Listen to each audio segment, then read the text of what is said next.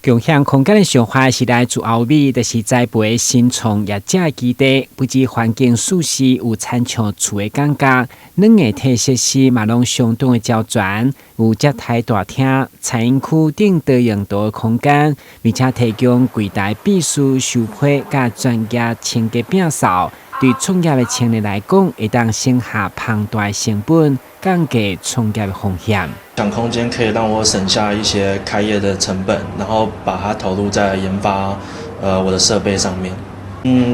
这边的空间属于比较美式的风格，然后开放，人与人之间比较多的互动，然后本身比较喜欢这样的感觉。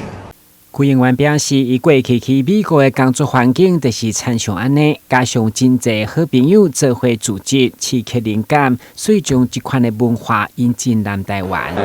在美国呢，他习惯就是会把空间弄得很舒适，以人性化、人本。因为我喜欢那些文化，因为在那个空间里面呢，会有很多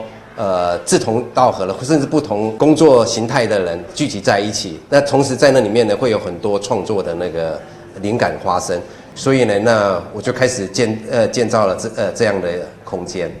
就把它带回台湾。工作上是一个很舒适、很舒服的地方，所以我们有一些就是休息区啊、软骨头区、吧台区，让他们在工作之余在里面呢，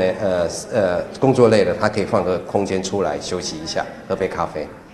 李库文做身为总经理的爸爸，对来支持后生想法，佮伫空间当中展出伊82岁生涯第一摆书画展，要将共享空间助力艺术美学，疏解大家工作压力。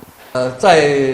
社会颠簸，30年、40-50年，然后到我75岁的话，我内人不在了。我人不在的话，我儿子说